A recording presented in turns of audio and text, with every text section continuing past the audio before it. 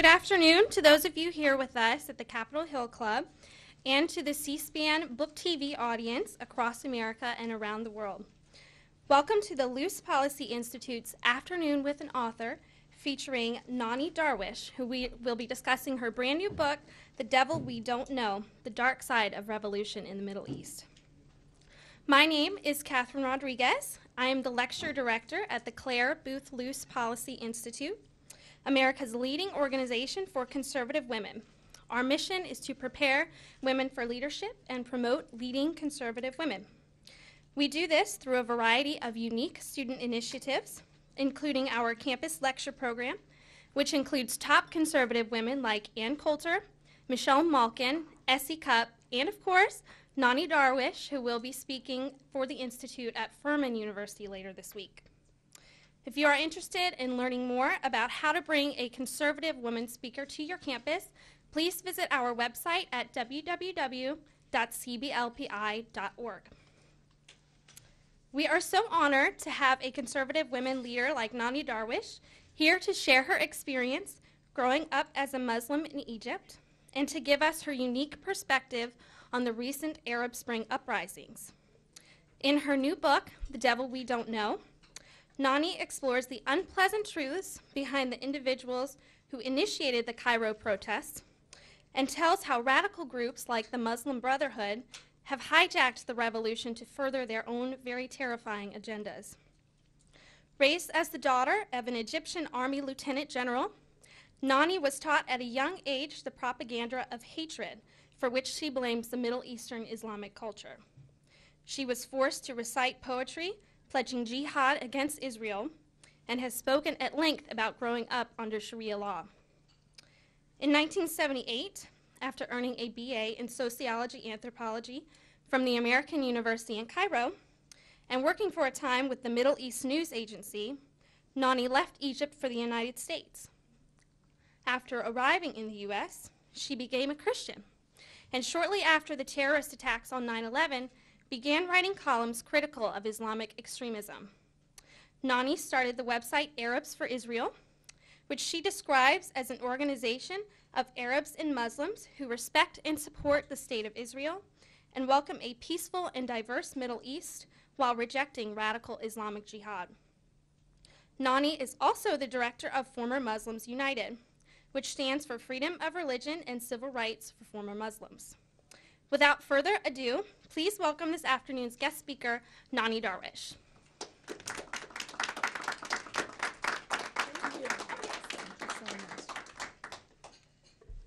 It's a pleasure to be here. I'm always enjoying meeting the ladies of Clare Boothe Luce Policy Institute. Thank you for inviting me again. We all watched the uprisings in the Middle East with empathy and hope for the young people who put their lives in the front line in the hope of having freedom and democracy. But a year later, our hopes drowned by the powerful forces that will never allow a new dawn to exist of freedom in the Middle East. We should not be surprised, though, since the Middle East have been plagued with periodic cycles of revolutions and dictatorships and political unrest for centuries. Why should this one work and the others don't? During the uprising, I was looking for a poster, any poster. I was reading all the Arabic and English signs of the young people in the hope of seeing something new, a new idea. I was looking for separation of mosque and state. I was looking for removal of Sharia from the Egyptian constitution. I was looking for equal rights for non-Muslims, equal rights for women. I wanted to see women chanting, beating wives is not a husband's legal right. But all the signs were about one thing: removing Mubarak, the tyrant, the dictator. Now that Mubarak is gone, the ugly reality of Islamic failure to produce stable and free societies should be clear to the world. Problems of the Muslim world are far more complex than taking out a dictator. To the West, when the uprisings were happening, I noticed Western media were celebrating and predicted that liberty will naturally win in this conflict. But when it comes to the Middle East, things are not as clear-cut as in the West. Liberty often means freedom to fully practice Sharia, or ending the peace treaty with Israel, to be free to move into a conflict stage with Israel again, or freedom to declare jihad against the West and Israel openly.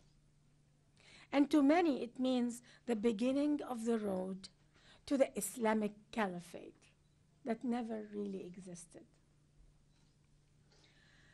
Democracies don't come out of nowhere and are not the natural progress of passing of time.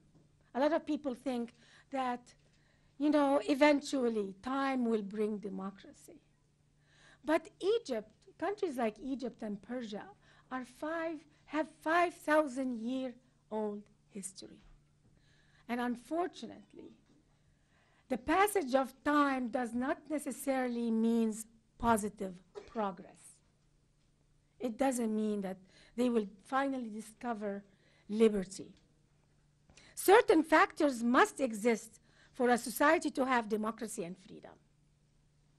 At the state level, it needs the right legal system to protect freedom of democracy. At the cultural level, it needs the right morals and values that will establish the foundation and the example for people to behave and to be appreciative of freedom and democracy. At the individual level, it needs the personal character, the belief system, and trust between members of society that works in harmony with the state, the legal system, and the culture. All these factors don't exist in the Middle East yet, unfortunately. Before I proceed, I want to emphasize that I'm not here to talk about people or groups. I'm not here to offend Muslims or the good and peace-loving Muslims. I'm here to speak about an ideology and a legal system that is the official law today in over 54 countries across the world. Sharia is officially the law in Egypt today, even after the revolution. I think we can all agree that in America, no ideology, secular or religious, should be beyond questioning. The day America shies from freedom of speech is the day freedom ends to everybody. Most people, including myself, don't care to criticize any religion. And I'm talking about that because people accuse me of being Islamophobe or promoting hatred of Muslims. Of course not. Some of the nicest people I meet are Muslims. My whole family in Egypt is Muslim, and they are some of the nicest people that you will ever meet. So this accusation that I'm an Islamophobe is just a way to silence me from speaking against an ideology that is oppressive and doesn't respect human rights. I was born during the 1952 revolution in Egypt. around that time, in which my father held a prominent role in the new revolutionary